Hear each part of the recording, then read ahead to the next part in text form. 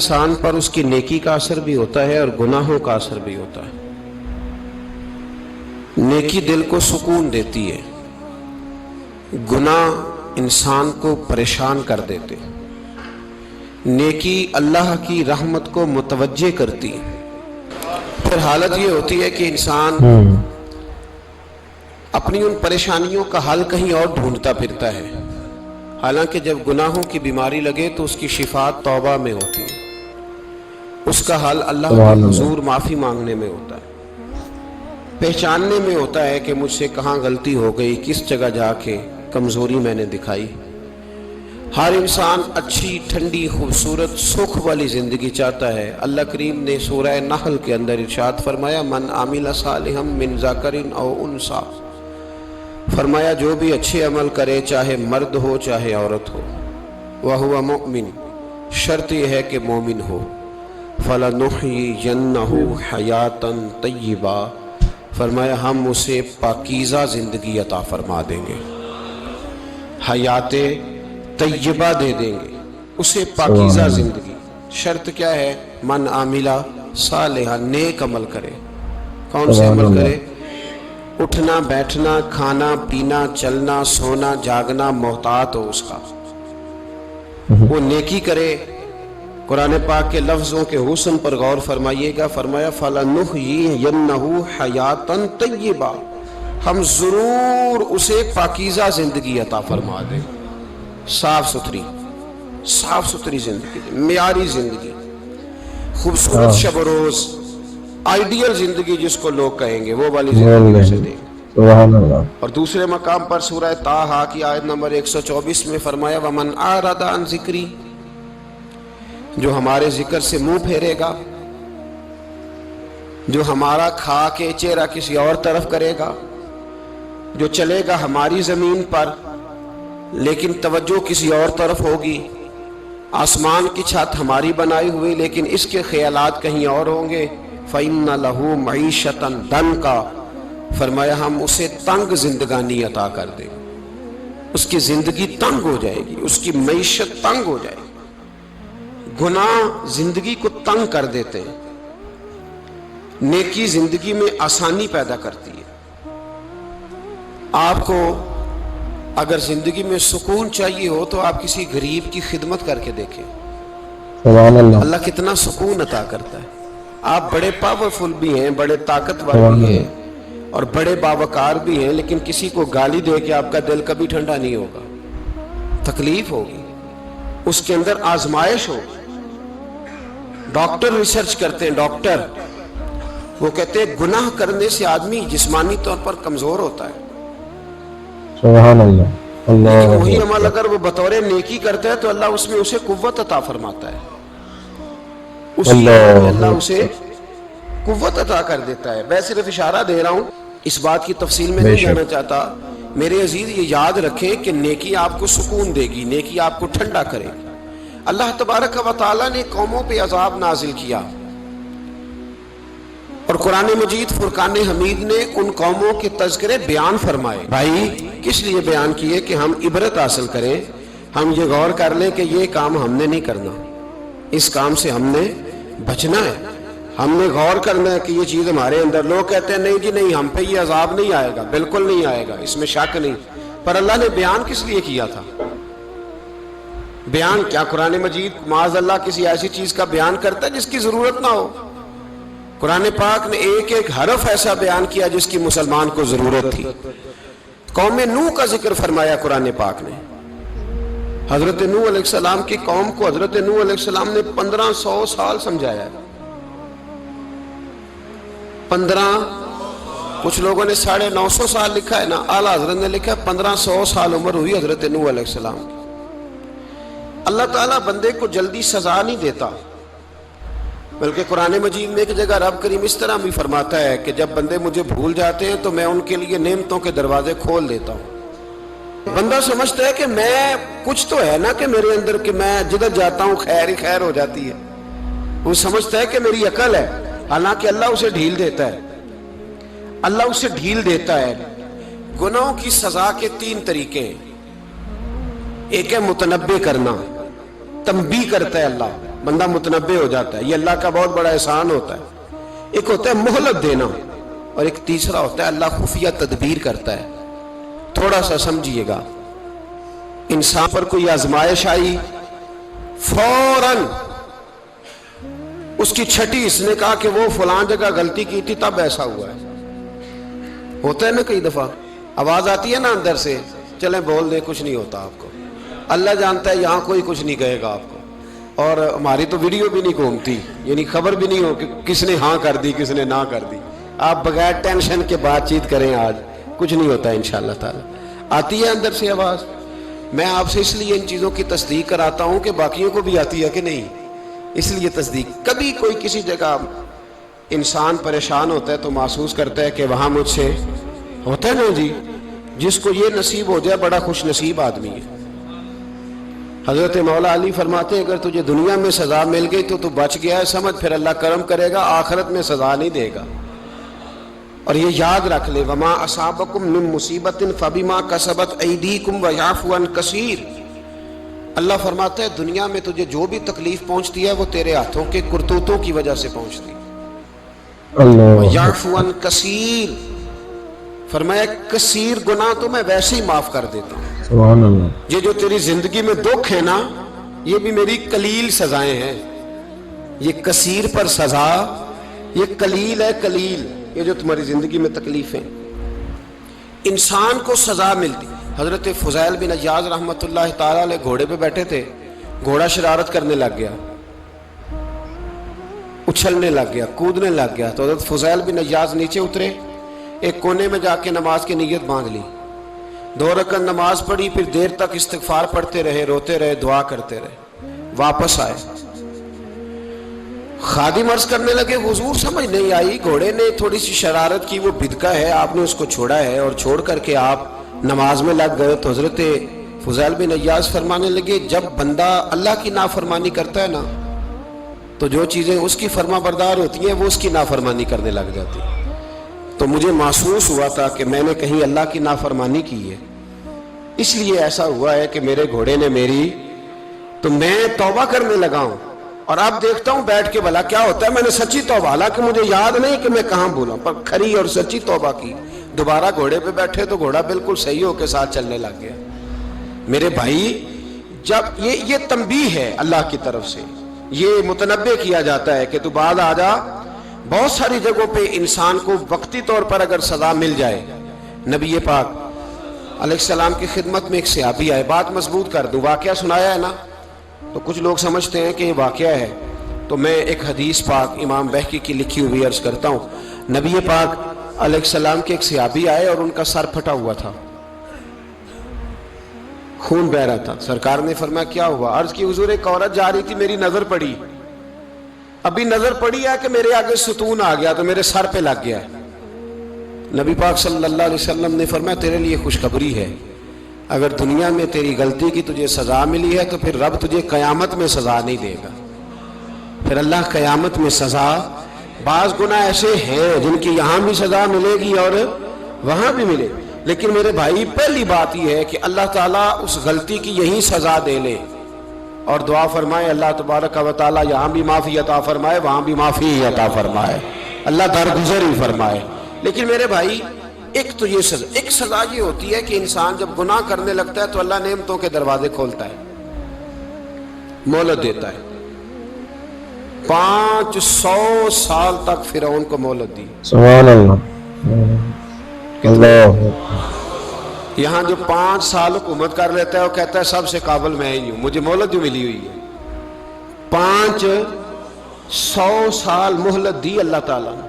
اور فرعون کی قوم پر پتہ عذاب کس طرح کے آئے تھے, ٹڈیاں مسلط کر دی اللہ نے. یہ گھومتی نہیں چھوٹی سی, ہم اپنی زبان میں اس کو کچھ لوگ مختلف ناموں سے یاد کرتے ہیں, کوئی مکڑی کہتا ہے, کوئی کچھ کہتا ہے.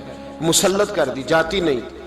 ان پر بنی اسرائیل کے ان مقابل جو فرعون کی قوم تھی ان پر الزام اس طرح کا عذاب آیا کہ مینڈک مسلط کر دی اللہ تعالیٰ.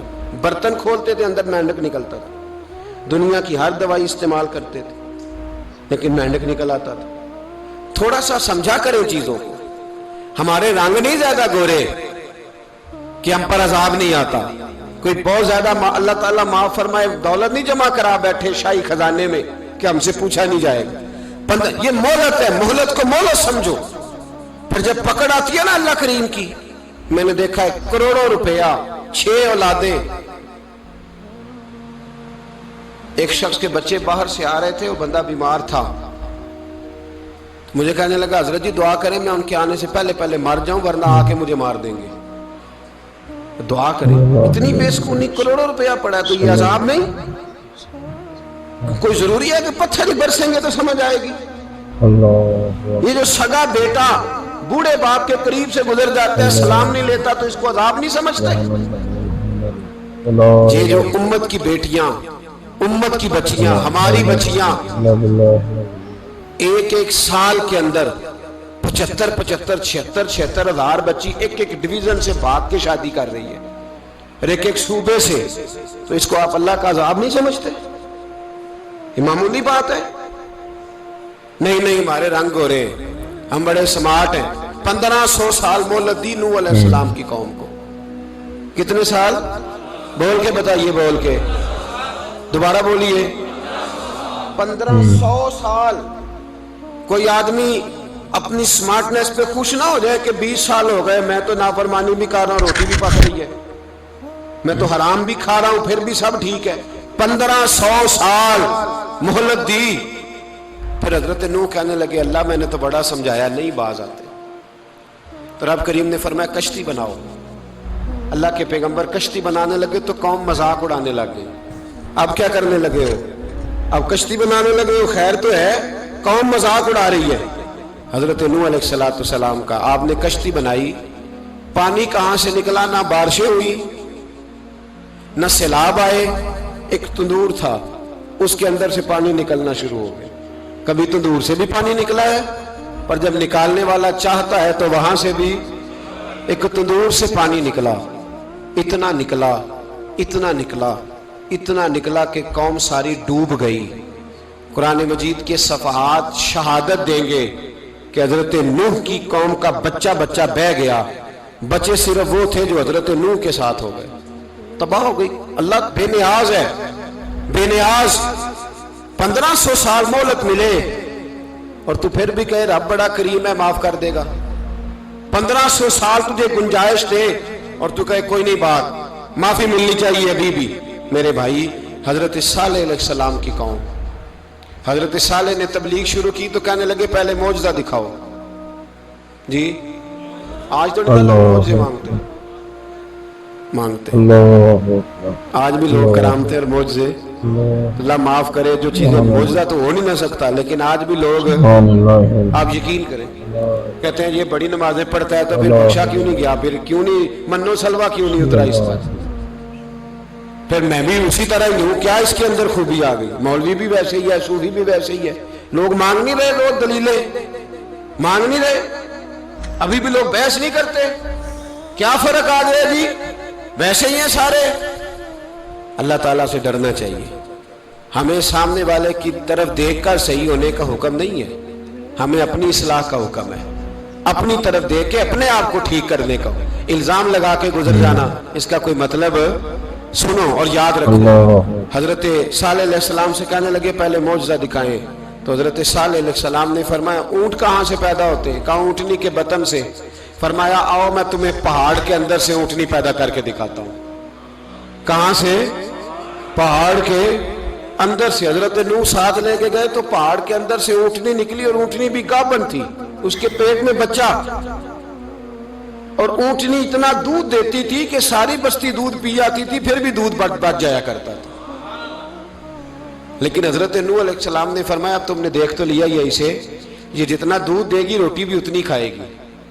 ایک دن تم سارے پانی پیو گے, ایک دن یہ سارا پانی پیا کرے گی. ایک دن تم سارے باقی جانوروں کو گھاس کھلاؤ گے, ایک دن یہ اونٹنی, اور اونٹنی کا نام کیا؟ ناقۃ اللہ, اللہ کی اونٹنی. کس کی اونٹنی؟ نام کیا ہے؟ اللہ کی. یہ اللہ کی اونٹنی ہے. تو حضرت نوح علیہ السلام کی اونٹنی. فرمایا اس کی بے ادبی نہ کرنا.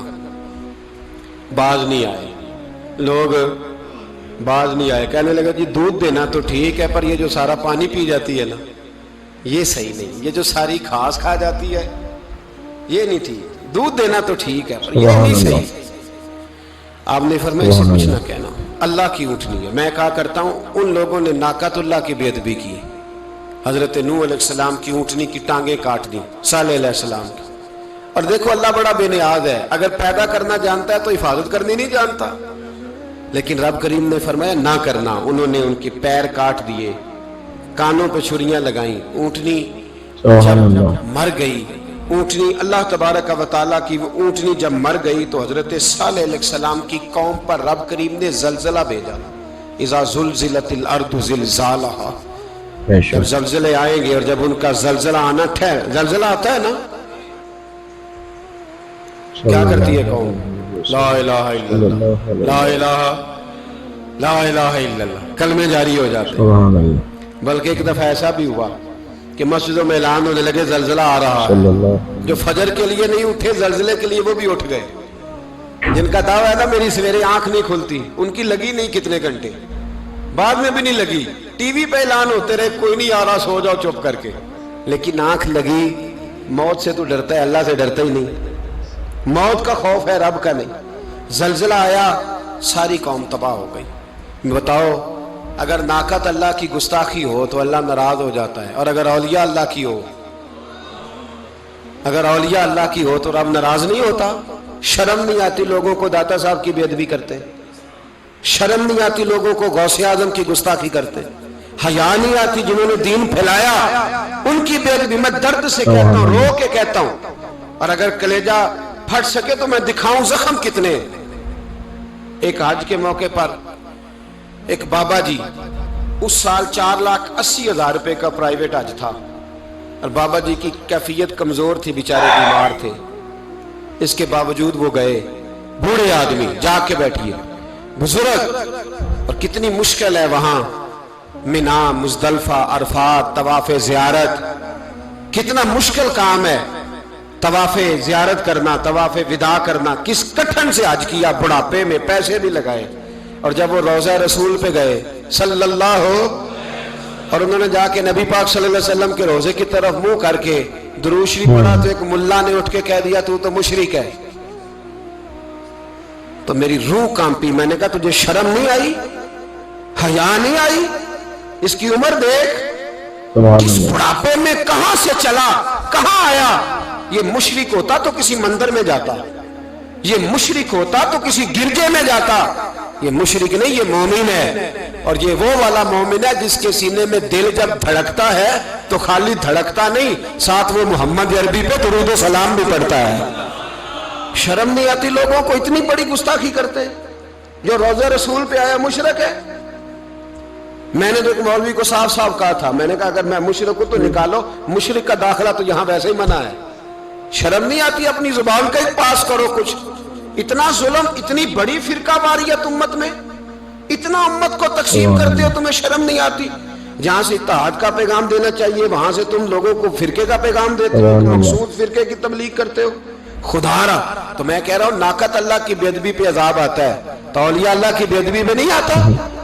داتا صاحب ساری زندگی کی تبلیغ کرتے رہے، ایک آدمی نے اٹھ کے کہہ دیا جناب وہ تو شرک کا اڈا ہے، تو رب کریم ناراض نہیں ہوتا ان باتوں سے؟ ہمیں خیال کرنا چاہیے، اللہ سے ڈرنا چاہیے، ان چیزوں سے عذاب آتا ہے اور آ رہا ہے، اللہ تعالی ہمیں محفوظ فرمائے۔ اللہ ہمیں اس سے، قوم لوط پہ بھی عذاب آیا،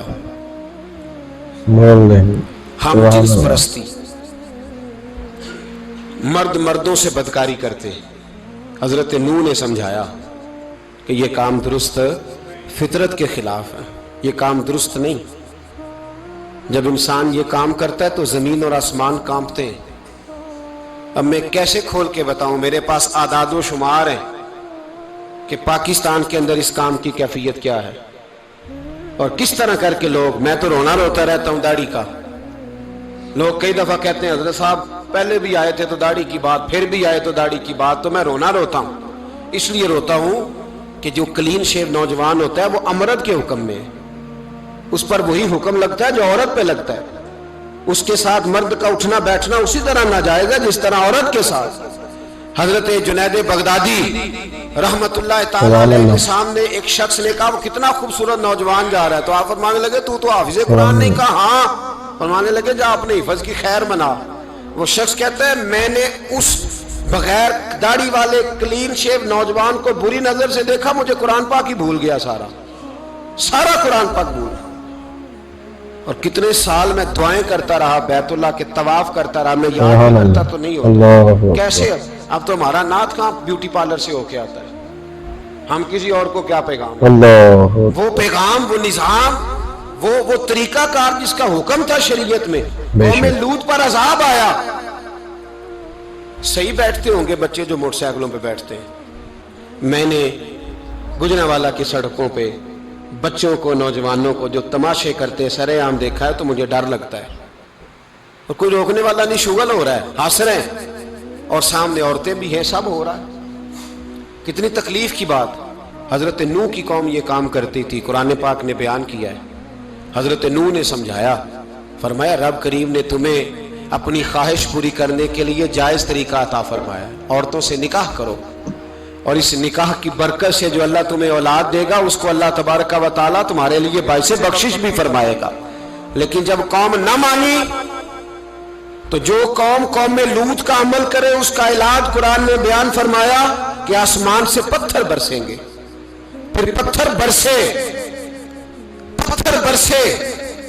اور جن کے بڑے بڑے اچھے دماغ تھے ان کے دماغ چکنا چور کر دیے گئے, تباہ کر دیے گئے, ان کے دماغ زمین پر بچھاڑ دیا گیا.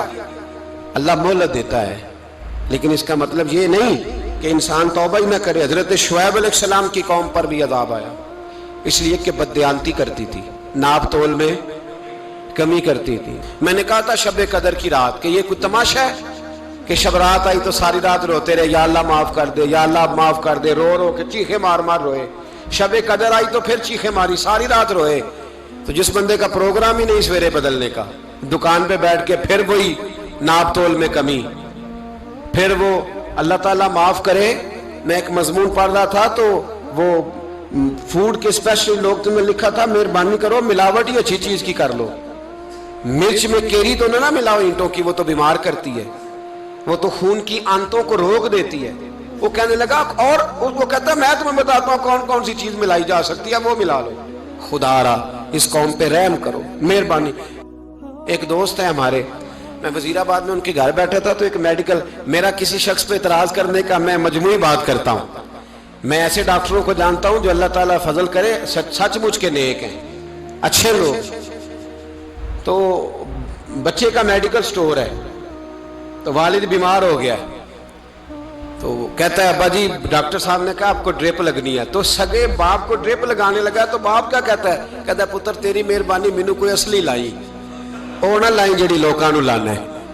اب وہ پیار سے سنا رہا ہے بات. میں نے اسے کہا کہ یہ تو ڈوب مرنے کا مقام ہے نا, ڈوب مرنے کا مقام, کہ جس ملک کے اندر دوائی بھی صحیح نہ بکے, اصلی نہ ملے دوائی بھی, اور پھر وہ قوم کہے کہ ہم نے تو پورے روزے رکھے, ہم نے تو بڑا صدقہ اور خیرات کیا, دوائی بھی اصل نہ ملے. جناب شعیب علیہ السلام کی قوم ناپ تول میں کمی کرتی تھی, تو اللہ تبارک و تعالیٰ نے ان پر بتا عذاب کس طرح کا بھیجا. شدید گرمی ہوئی, اللہ ہمیں محفوظ فرمائے. سارے آمین کہہ دیا. دیکھیں کتنا اچھا موسم کر دیا رب کریم, اللہ ہمیں محفوظ فرمائے, اللہ رحمت فرمائے. شدید گرمی کی لہر آئی, باہر اتنی گرمی ہوئی کہ لوگ اپنے گھروں میں گھس گئے. جس طرح سورج کی شعائیں گھروں کے اندر داخل ہو جاتی, اس طرح گرمی کی لہر اندر داخل ہوئی. اور جس طرح کسی کو آگ لگ جائے تو وہ آدمی اچھلتا کودتا ہے نا, اس طرح یہ لوگ اچھلنے لگے اور اچھل کود کے مر گئے. جرم کیا تھا؟ ناپ تول میں کمی کرتے. حضرت داؤد کی قوم بھی تباہ ہوئی. جرم کیا تھا؟ ہفتے والے دن مچھلیاں نہیں پکڑنی تو یہ پکڑتے تھے. حکم ہے نا مسلمان کو نماز کے ٹائم کوئی اور کام نہیں کرنا, نماز پڑھنی ہے. میرا خیال ہے مسلمان تو فٹافٹ آ جاتے ہیں, سارے ہی پہنچ جاتے ہیں نا مسجدوں میں. ہلکا ہلکا بول رہے ہیں آپ, کیوں نہیں پہنچتے؟ اگر حضرت سیدنا, اور پتہ انہیں سزا کیا ملی؟ اللہ نے فرمایا اس ٹائم عبادت کرنی ہے, کام نہیں کرنا, وقت نہیں ہے کام کا. انہوں نے مچھلیاں پکڑی, 12,000 لوگ تھے. پتہ ہے مالک نے سزا کیا دی؟ بندر بنا دیا اللہ کریم. قرآن مجید کا پہلا سپارہ پڑھے, فَجَعَلْنَاهَا نَكَالًا لِمَا بَيْنَ يَدَيْهَا وَمَا خَلْفَهَا. اللہ فرماتے ہیں پچھلوں کے لیے بھی عبرت بنا دیا، بعد والوں کے لیے بھی عبرت، نشان عبرت بنا دیا، بندر بن گئے، اور جو ان کے دوست جو بچ گئے تھے ان کے پیر چومتے تھے، روتے تھے، 3 دن بندر بن کے زندہ رہے، پھر اللہ نے سب کو اجتماعی موت دے دی۔ اگر مسلمان سے اللہ کہے کہ نماز کے ٹائم کاروبار نہیں، جمعے کے ٹائم کاروبار، تو مسلمان کہتا ہے نہیں مجھے مہلت ملی ہوئی ہے۔ یہ تو اس وقت پتہ چلتا ہے نا جب بچے ڈیوٹی لگاتے، ہاں عذاب آتا ہے، اس وقت پتہ چلتا ہے، میں نے دیکھا یہ منظر، اس وقت پتہ چلتا ہے جب بچے کسی ملازم 6000 کے کی ڈیوٹی لگاتے، کہتے ہیں ابے کا دھیان رکھنا، ہم دکان پہ بیٹھنے لگے۔ پھر اسے سمجھ آتی ہے اگر میں نماز کے ٹائم مسجد میں ہوتا تو آج میری اولاد میری خدمت پہ ہوتی، میں نماز کے ٹائم مسجد نہیں گیا تو بچوں نے 6000 کا ملازم بٹھایا ہے، ابا جی کا خیال رکھ، ایک نرس بلائی ہے تو خیال رکھ۔ کدھر ہوتے ہیں مسلمان نماز کے ٹائم؟ ایک عیسائی نے اعتراض کیا ہے، سنیں، وہ کہتا ہے مجھے لگتا ہے مسلمانوں کے 3 خدا ہیں۔ مسلمان اڑ گیا، کہنے لگا نہیں ہمارا تو ایک ہے، کہا نہیں 3 ہے، معاذ اللہ استغفر اللہ، ہمارا ایک ہے، کہنے لگا نہیں میں ثابت کرتا ہوں، ہمارا خدا 5 نمازوں کا ہے، ایک رمضان کا ہے، ایک عید کا ہے، لگتا ہے معاذ اللہ عید والا زیادہ تگڑا ہے، تم زیادہ آتے ہو،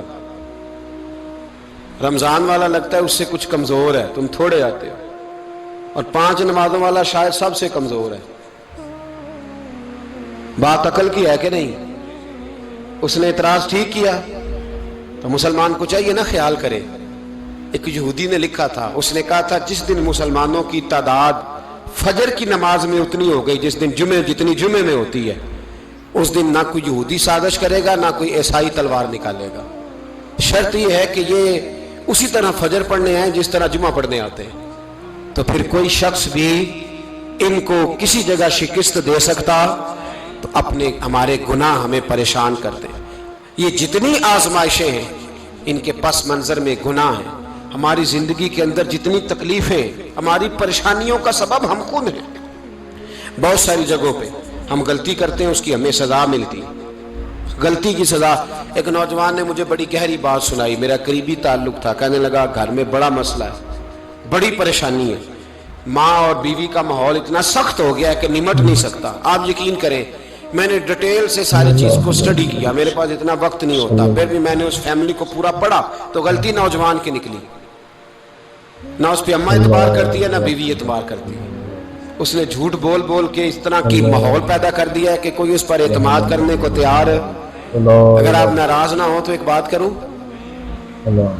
پتہ ہے گھر میں ماحول کب خراب ہوتا ہے؟ باہر والے ہماری تقریر سنتے ہیں، گھر والے ہمارا عمل دیکھتے ہیں، جب وہ دیکھتے ہیں نا کہ یہ کس طرح کا شخص ہے، اس کے رویے، اس کا کردار، اس کا لب و لہجہ کتنا برا ہے اور یہ کردار کا کتنا کمزور ہے۔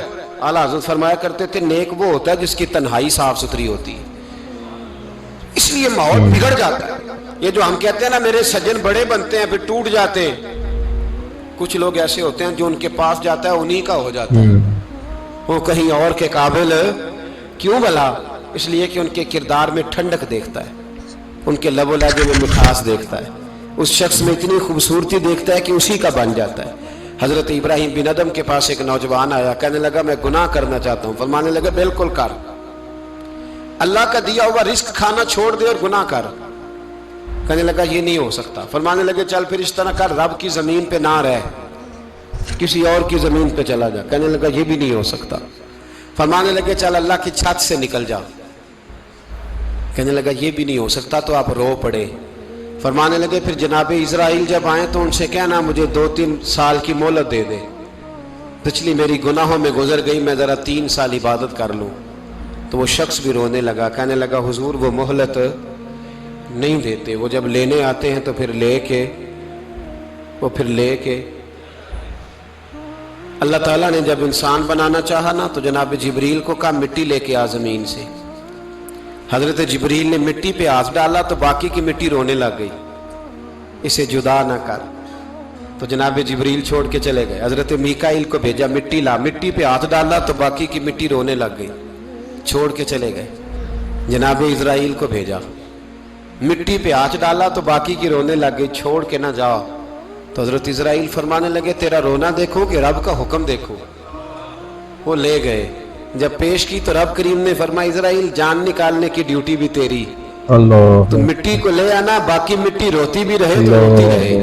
جب میرا فیصلہ آ جائے تو پھر اس میں کوئی گنجائش, ہم کھاتے بھی اللہ کا ہیں, نافرمانی بھی اس کی کرتے ہیں, زمین پہ بھی اس کی چلتے ہیں, نافرمانی بھی اس کی کرتے ہیں, حکم کسی اور کا مانتے, چھت پہ رب کریم کی رہتے. اس طرح نظام نہیں چلتا. میرے بھائی یاد رکھ لو, گناہوں کی سزا ملے گی, زندگی تنگ ہو جائے, یہاں بھی آزمائش ہوگی اور وہاں بھی. میں نے درس پہ کہا تھا, پھر بات کہتا ہوں, یہ میں اپنے لیے کہہ رہا ہوں, توجہ ہے میری بات پر. دعا فرمایا کرے کہ جو کچھ ہم نظر آتے ہیں اللہ ہمیں ویسا بننے کی توفیق بھی عطا فرما. اللہ ویسا بننے کی, یہ مشکل معاملہ ہے, مشکل. دیکھیں نا ایک آدمی سیاستدان ہے, اس نے بڑے اچھے نعرے لگائے, انقلاب آ جائے گا, میں غریب کا بھلا کر دوں گا, میں یتیموں کے سر پہ ہاتھ رکھوں گا, میں مجبوروں کی مدد کروں گا, میں دکھیوں کی مدد کروں گا, مزدوروں کو. اس نے اچھے اچھے نعرے سکھائے, اچھا اس نے پیغام دیا. اندر اس کے یہ تھا کہ اقتدار ملے گا تو مرضی کروں گا. لوگ اس کے گرد بھی گئے, اس کی گاڑی کے پیچھے بھی بھاگے, لوگوں نے اس کے نعرے بھی لگوائے, جیب سے پیسے لگا کے اس کے پوسٹر بھی شائع کیے.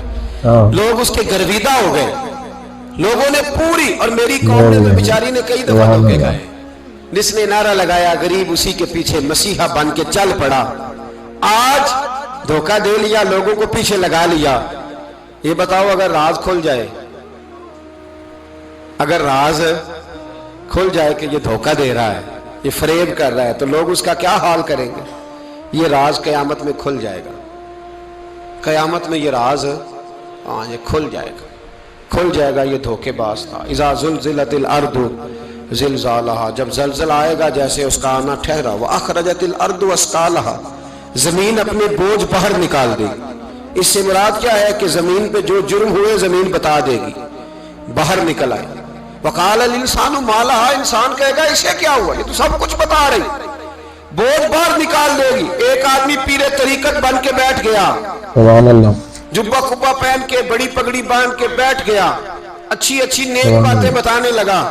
لوگ اس کی دست بوسی کرنے لگے, ہاتھ چومنے لگے, پیچھے لگ گئے, خدمت کرنے لگے, جیب سے نذرانہ دینے لگے. اس کے نام پر لوگ اپنی جیب سے لنگر پکانے لگے, خانقاہ کی خدمت ہونے لگی. مہمان اس کے آتے, نوکری کوئی اور کرتا. میں نے کہا تھا شاید اپنے لیے کہہ رہا ہوں, ڈیوٹیاں لوگ کرنے لگے, حالات بدلنے لگے. لیکن اس کے اندر تو چور تھا, دکاندار تھا. تو یہاں جو اس کے پیچھے لگے تھے وہ تو سچے تھے, انہیں تو اجر ملے گا. لیکن اس کا جب راز کھلے گا تو بڑی رسوائی ہوگی. اس کا جب راز کھلے گا تو بڑی. ایک میری طرح کا دیندار تھا, جو چہرے کا تو نیک تھا, اندر پتہ نہیں کیا کچھ تھا. ایک طوائف گزر رہی تھی, اس نے اس کو تبلیغ کر دی. کہنے لگا بس کر دے, سیانی بن جا. تو کسی دانشور میں لکھا ہے اس نے بڑا سخت جواب دیا. اس عورت نے کہنے لگی بابا میں تو جو ہوں وہ نظر بھی آ رہی ہوں, تو بتا جو تو نظر آتا ہے وہ تو ہے کہ نہیں. اس بندے نے چیخ ماری اور بے ہوش ہو کے گر پڑا. تو لوگوں نے کہا بابا آج کسی صوفی کا کلام سنا ہے جو بے ہوش ہو گیا. تو اس نے کہا نہیں, آج طوائف کی بات سنی ہے, طوائف کی. اور وہ عجیب بات کر گئی ہے, وہ کہہ گئی ہے میں تو جو ہوں میں نظر آ رہی ہوں, تو بھی تو بتانا, تو بتانا کہ تو دستار امامت پہنتا ہے.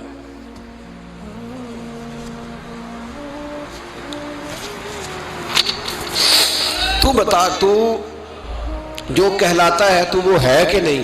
یہ وقال الانسان ما لہا, یہ راز قیامت میں کھلے گا. ہم جو کچھ بتا رہے ہیں نا اپنی زبانوں سے, ہمیں اپنے گناہوں کا احساس ہونا چاہیے. ایسا نہ ہو کہ جب سزا ملے تو پھر اس طرح کی ملے کہ دوبارہ کسی کو کوئی منہ دکھانے کے قابل نہ رہے. میرے بھائی یاد رکھیں اور سمجھیں, گناہ انسان کی زندگی کو تنگ کرتے ہیں. میرے نبی پاک علیہ السلام نے فرمایا جب تو جھوٹ بولتا ہے تو تیرے فرشتے کرامن کاتبین سائیڈ پہ ہو کے کھڑے ہو جاتے ہیں. جب تو زنا کرتا ہے تو تیرے اندر سے ایمان نکل جاتا ہے. اور نبی پاک علیہ السلام نے فرمایا جب میری قوم میں ناانصافی عام ہو جائے گی تو قتل بھی عام ہو جائے گا. اور سن لو سن لو، لکھ لینا یہ حدیث دل کی تختی پر۔ نبی پاک علیہ السلام نے فرمایا جب میری قوم میں بے حیائی اور بدکاری عام ہو جائے گی تو 2 سزائیں اللہ دے گا۔ ایک تو جوان موتیں آئیں گی، جوان بچے کچھ بھی نہیں دیکھا چلے گئے، اور دوسری سزا اللہ یہ دے گا کہ ایسی بیماریاں آئیں گی جن کا علاج نہیں ملے گا، ایسے امراض پھوٹ پڑیں گے۔ اگرچہ میں آپ کو ایسی تقریر بھی سنا سکتا تھا جس پہ آپ بہت زیادہ محظوظ ہوتے، پر میں نے اس جمعے میں ایسا موضوع چنا ہے جس کا ہمیں خاص ضرورت ہے۔ بھائی دیکھیں تو صحیح کہ ایسا تو نہیں کہ ہم ان عیبوں میں مبتلا ہیں۔ میرے نبی کریم علیہ السلام نے فرمایا جب تم نیکی کا حکم دینا اور برائی سے منع کرنا چھوڑ دو گے پھر اللہ تم پر ظالم حکمران مسلط کرے گا۔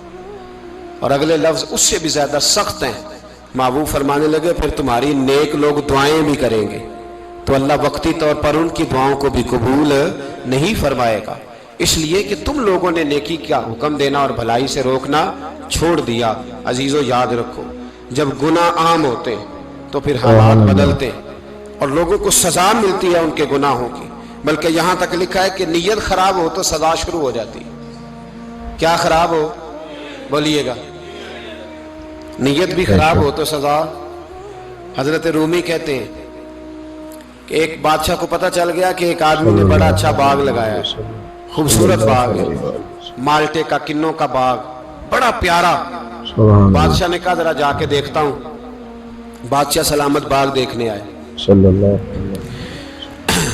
تو اب وہ مزدور آدمی تھا، عام آدمی تھا جس نے باغ لگایا، کسان تھا، اس کو کہا کہ چند کنوں توڑ کے لایا تو بڑے پیارے لگے، ایک دو اور لایا، کھائے، بڑے میٹھے، بڑے پیارے، بڑے توانا، بڑا مزہ آیا۔ تو بادشاہ کے دل میں خیال آیا کہ اس پہ قبضہ نہ کر لوں باغ پہ۔ ہمارے ہاں نا کرائے پہ دکان دیتا نا مالک، تو جب کسی غریب کی چل جاتی ہے کہتا ہے تو خالی کر، میں نے خود ڈال لی ہے، چل گئی نا اس کی۔ حالانکہ رزق اپنے اپنے نصیب کا ہے، رزق اپنے اپنے نصیب کا ہے، جس کو اللہ تعالیٰ چاہتا ہے عطا کرتا ہے۔ تو اس کو کہا کہ اور توڑ کے لا، اور دل میں خیال ہے کہ یار اتنا اچھا باغ ہے قبضہ کر لیتے ہیں، ہماری حکومتیں قبضہ کر لیتی ہیں کہ جو چیز اچھی لگ جائے۔ اب وہ کسان 2-3 کنوں توڑ کے لایا، اس نے کھائے تو کھٹے نکلے، ترش تھے۔ کہنے لگا تجھے کیا ہو گیا ہے؟ تو بندہ بڑا صاحب دل تھا، کہنے لگا میں تو ٹھیک ہوں، آپ اپنی نیت سے پوچھیں کہیں خراب تو نہیں ہو گئی۔ تو کنوں میں بھی اس کا اثر آ گیا ہے، اپنی نیتیں بگڑ جائیں نا، نیتیں۔ اب ایک بات کہنے لگا ہوں، غور سے سننا، جب تک 2 بھائی اکٹھے کاروبار کرتے ہیں نیت ہوتی ہے کہ ہمارا گھر چلے گا، تب تک اللہ برکت دیتا ہے، اور جب اپنی اپنی جیبیں سمیٹنے لگ جاتے ہیں نا کہ یہ میرا 5,000 ہے، آج میں گیا تھا اگرائی کرنے، یہ میرا 10,000 ہے، آج میں نے محنت زیادہ کی، جب وہ ٹٹولنے لگتے ہیں پھر اس دکان سے بھی برکت اٹھ جاتی ہے، پھر وہاں سے بھی برکت چلی جاتی ہے۔ فَإِنَّ لَهُ مَعِيشَةً ضَنْكَ، فرمایا جب تو میں منہ پھیر لیتا ہے پھر تیری زندگی اللہ تنگ کر دیتا، پھر وہاں سے بھی برکت، خوبصورتی، اثر اٹھ جاتا ہے۔ ایک سنار نے گلی میں ایک یتیم چھوٹے سے بچے کو گھومتے دیکھا تو سنار بے اولاد تھا، بچے کو اٹھا کے گھر لے آیا، 18 سال اس بچے کی پرورش کی، اس کو پالا پوسا، جوان کیا۔ سنار کے پاس وہ دکان پہ چلا جاتا، وہ کئی دفعہ دکان پہ رہتا، کئی دفعہ گھر میں رہتا۔ ایک دفعہ وہ دکان پہ تھا، بچہ گھر تھا، 18 سال کا جوان، اس کی بیوی اکیلی تھی۔ وہ جس نے ماں بن کے پالا تھا اس نے اسی پہ حملہ کر دیا، اس کا بازو بری نیت سے تھاما، بیوی چیخی۔ تھوڑی دیر گزری تو وہ نوجوان پیروں میں بیٹھ گیا، کہنے لگا اماں پتہ نہیں مجھے کیا ہوا۔ شام کو سنار آیا، بیوی چیخنے لگی، چلانے لگی، کہنے لگی آج عجیب بات ہوئی، جس کو میں نے جگر کا خون دے دے کے پالا اسی نے گندی نظر ڈالی۔ سنار محو حیرت ہے، بیوی کا خیال تھا کہ لاٹھ اٹھائے گا، ڈنڈا اٹھائے گا، نوجوان کو مارے گا، لیکن وہ رونے لگ گیا۔ اس نے کہا آج اس نے میرا بازو تھاما ہے، جانے کیا کیا ہے؟ پریشان ہونے لگ گیا، سجدے میں گر گیا، کہا تو بتاتا کیوں نہیں؟ تو وہ سنار کہنے لگا اس کی غلطی نہیں، 18 سال کے بعد آج مجھ پر بھی شیطان سوار ہوا تھا۔ ایک عورت آئی تھی، وہ اپنے بازوؤں میں چوڑیاں پہننا چاہتی تھی تو میں نے بھی گندی نظر سے ہاتھ ڈالا تھا، رب کریم نے مجھے فوراً اس کی سزا دی۔ جن کے گھروں میں بیٹیاں ہوتی ہیں ان کی نظریں گندی نہیں ہوتی، جو بیٹیوں کے باپ ہوتے ہیں، جو بہنوں کے بھائی ہوتے ہیں، ان کی نظریں گندی۔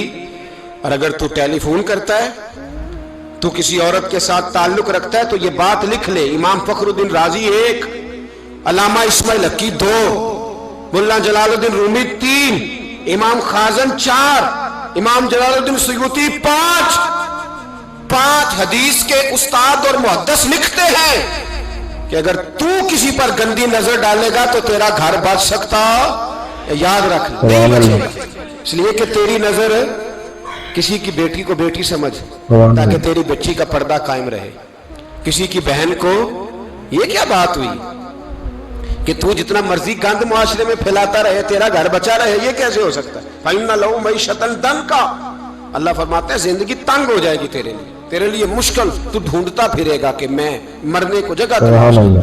سچی توبہ کرے، کھری توبہ کرے۔ یہ گناہ انسان کو مجبور کر دیتے ہیں۔ حضرت عبداللہ بن مبارک رحمۃ اللہ تعالیٰ علیہ، ان کے سینکڑوں شاگرد تھے، ایک شاگرد کے انتقال کا وقت آیا تو گھر گئے ملنے، آپ کہتے ہیں میں نے زور لگا لیا پر اس کی زبان پر کلمہ جاری نہیں ہوا، میں اسے کہتا کلمہ پڑھ پر اس کی زبان پر جاری، اللہ اکبر، بہت بڑی نعمت ہے، دعا فرمائیں اللہ ایمان کی موت عطا فرمائے، ایمان کی موت دے اللہ کریم، ایمان کی موت دے۔ ایسے بھی لوگ دیکھے ہیں، مسجد نبوی ہے، رسول اللہ کا شہر ہے، سر سجدے میں ہے، روح پرواز کر گئی، روح پرواز، کتنا نصیبوں والا ہے، کتنا نصیبوں والا ہے کہ مسجد نبی میں سر سجدے میں رکھا ہے، اور اللہ تبارک و تعالیٰ نے محبوب کے قدموں میں موت عطا فرمائی۔ تو حضرت عبداللہ بن مبارک کہتے ہیں میں نے اس کو کہا کلمہ پڑھ تو اس کی زبان پہ جاری نہیں ہوتا، میں بار بار کہتا تو وہ منت کرتا، کہتا حضور میں کوشش کرتا ہوں جاری نہیں ہوتا۔ فرماتے میں پریشان ہو کے اٹھا، ابھی میں دروازے پہ پہنچا تھا، اس نے چیخ ماری اور روح پرواز کر گئی، بچے رونے لگے، بیوی رونے لگی، تو میں نے اس کی بیوی سے کہا کہ یہ جرم کیا کرتا تھا، اتنا بڑا پاپی پہ کلمہ جاری نہیں ہوا۔ اس کی زوجہ کہنے لگی حضرت جی 2 گناہ تھے اس کے، ایک تو یہ شراب کا عادی تھا، روکتی تھی باز نہیں آتا تھا، اور دوسری بات یہ کہ یہ اپنی اماں کا نافرمان تھا، وہ 2 گلیاں چھوڑ کے رہتی ہے، یہ کبھی ملنے نہیں گیا تھا، اس بوڑھی کا کلیجہ اس کی طرف سے بڑی تکلیف میں تھا۔ تو حضرت عبداللہ بن مبارک کہنے لگے جا تو بھی دعا کر، اور اس کی ماں کو بھی کہہ دعا کرے کہ یہاں تو یہ کلمہ نہیں اسے نصیب ہوا، اللہ کرے اللہ آخرت کی منزلیں اس کی بہتر فرما دے۔ میرے بھائی ایسے گناہ، حضرت مالک بن دینار نے توبہ کی انہوں نے، کس طرح؟ فرماتے میں نشے کا عادی تھا، کسی نے مجھے کہا کہ بطور دوائی شراب پی لو تو میں نے پی لی، نشے کا عادی تھا، شراب پیتا تھا۔ اللہ تعالیٰ نے بڑی منتوں اور کوششوں کے بعد، منتوں کے بعد ایک بیٹی عطا فرمائی، وہ بھی 2.5-3 سال کی ہوئی تو پردہ کر گئی۔ کہتے میں اس کی قبر پہ بیٹھ کے گھنٹوں روتا، شراب کا عادی تھا۔ ایک دن سویا تو خواب دیکھتا ہوں کہ میرے پیچھے ایک بڑا سانپ لگ گیا، اور سانپ جب منہ کھولتا ہے تو انگارہ نکلتا ہے، میں پھر دعا کرتا ہوں اللہ ہمیں معاف فرمائے، اللہ ہم سے درگزر۔ میں کچھ قبرستانوں میں جاتا ہوں تو میں سانپ بچھو پھرتے ہوئے دیکھتا ہوں، تو ڈر آتا ہے کہ ہم یہاں آنے والے ہیں، یہ لوگ کہہ رہے ہیں کہ تمہاری تیاری ہے، کسی وقت بھی اعلان ہو جائے گا کہ چلو بھائی چلو فلاں صاحب کا جنازہ ہے، اٹھو، لوگ کہتے ہیں جلدی کرو، اور ایک کونے میں ایک شخص یہ بھی کہتا ہے کہ دیگ بھی رکھ لو مہمان بڑے جمع ہو گئے، اور ایک کونے میں لوگ یہ بھی کہتے ہیں کہ برف ٹھنڈی لے آؤ، لوگوں نے پانی بھی پینا ہے۔ پہلے اعلان ہوتا ہے کہ فلاں فوت ہو گیا، پھر اعلان ہوتا ہے جنازے کا ٹائم ہو گیا، پھر اعلان ہوتا ہے جنازہ اٹھایا جائے گا، اور پھر بات ختم ہو جاتی ہے، پھر کل من علیہ فان، پھر کوئی نہیں پوچھنے آتا، ختم ہو گئے، قصہ ہی ختم ہو گیا، ان لوگوں کی کہانی مٹ گئی، ختم ہو گئے، بڑے بڑے کج کلا، کوئی پوچھنے والا نہیں۔ موت کا راج ہے موت کا راج، موت راج کرتی ہے بس، اور کسی کا راج نہیں، وہ راج کرتی ہے، جدھر جاتی ہے اسی کا راج ہے، راج کر رہی ہے۔ تو حضرت مالک بن دینار کہتے ہیں قبرستان میں میں نے دیکھا، میں خواب دیکھتا ہوں، بڑا اژدہا، اس کے منہ کے اندر آگ میرا پیچھا کر رہا ہے، کہتے میں خواب دیکھ رہا ہوں، میں دوڑا لیکن وہ اژدہا جب میں دوڑا تو میرے آگے آ کے کھڑا ہو گیا، میں مشرق کو دوڑا تو وہاں بھی آ گیا، مغرب کو دوڑا تو وہاں بھی آ گیا۔ جناب مالک بن دینار کہتے ہیں ایک بوڑھا شخص کمزور مجھے بچانے آیا، پر اس اژدہا نے پھونک ماری تو وہ بوڑھا آدمی دور جا گرا۔ کہتے میں چیختا تھا، چلاتا تھا، ایک پہاڑی پہ میں بھاگا گیا تو وہاں مجھے میری بیٹی ملی، مجھے فوت ہو گئی۔ وہ اس اژدہے کے آگے اس نے یوں ہاتھ کیا تو اژدہا پیچھے بھاگ گیا۔ میں نے بیٹی کو گود میں اٹھایا، میں نے کہا بیٹی یہ کون تھا؟ کہنے لگی ابا یہ تیرا برا عمل تھا، یہ تیرا برا عمل تھا، یہ تجھے کھا جاتا اگر میں نہ ہوتی۔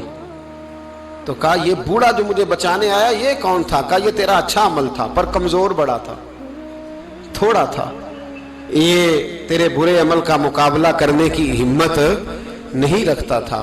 حضرت مالک بن دینار کہتے ہیں میری بیٹی نے خواب میں میری داڑھی پکڑ لی اور کہنے لگی ابا میں چاہتی ہوں تو صحیح ہو جا، ایسا نہ ہو کہ پھر تیرے پیچھے یہ اژدہا لگ جائے۔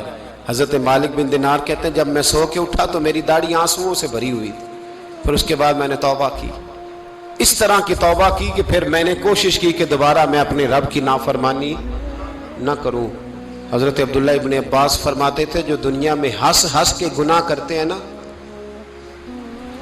ہنس ہنس کے جھوٹ ہنس ہنس کے بولتے ہیں، ہنس ہنس کے لوگوں کی غیبت کرتے ہیں، فرمایا یہ جو تمہیں ہنس ہنس کے گناہ کرتے نظر آتے ہیں ان کا رونا قیامت میں دیکھا نہیں جائے گا، ان کے آنسو قیامت میں دیکھے نہیں جائے۔ جو ہنس ہنس کے گناہ کرتے یہ روئیں گے، فَلْيَضْحَكُوا قَلِيلًا وَلْيَبْكُوا كَثِيرًا۔ رب فرماتا ہے زیادہ رویا کرو، کم ہنسا کرو۔ نبی پاک علیہ السلام روتے تو حضور آپ اتنا کیوں روتے ہیں؟ تو معبود فرماتے ہیں جو میں جانتا ہوں وہ تم نہیں جانتے۔ بھائیو قبروں میں اکیلے جانا ہے، کبھی غور کرنا، اکیلے کوئی بندہ ساتھ حساب دینے نہیں جائے گا۔ اماں بڑا پیار کرتی ہے لیکن قبر میں کبھی کوئی ماں بھی ساتھ دفن نہیں ہوتی، اپنا اپنا حساب دینا مشکل وقت ہے، حساب کر لینا چاہیے، تیاری کر کے رکھنی چاہیے۔ گناہ اگر یہاں ہماری زندگی کو تنگ کریں گے تو وہاں بھی ہمارے لیے مشکلات پیدا کریں۔ نبی کریم علیہ السلام نے فرمایا ہے کہ اللہ بڑا مہربان ہے، اللہ بڑا کریم ہے، اللہ بڑا ستار ہے، اور یاد رکھو جب کوئی اس کی ریٹ کو چیلنج کرے، جب کوئی اس کے قانون کو توڑے، جب کوئی اللہ کی اعلانیہ نافرمانی کرے، پھر رب کریم کی غیرت کو، اس کے عدل کو جوش آتا ہے، توبہ کرے سچی، مسجد کی حاضری دے پابندی کے ساتھ۔ میری آپ سے ہمیشہ یہ گزارش رہتی ہے کہ مسجد کی حاضری پابندی سے دیں۔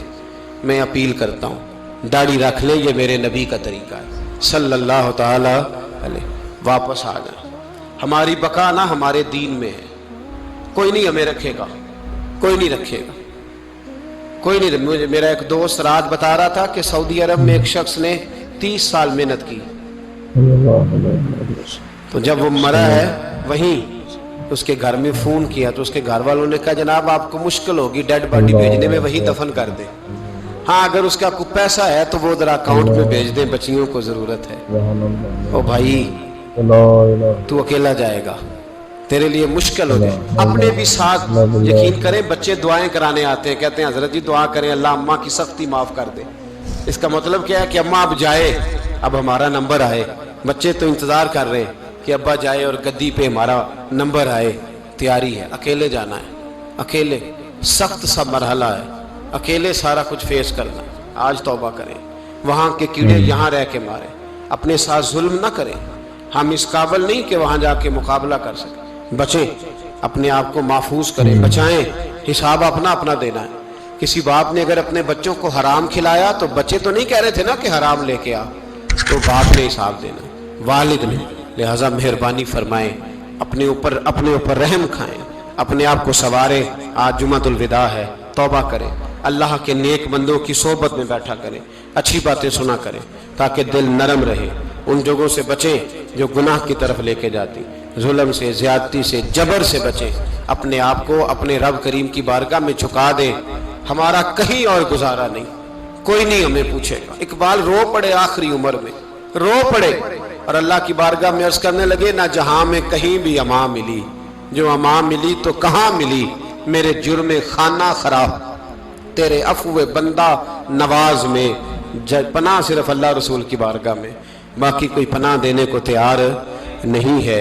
دعا کرتا ہوں اللہ کی بارگاہ میں اللہ ہمیں سچی توبہ کی توفیق عطا فرمائے۔ آخر دعوانا ان الحمدللہ۔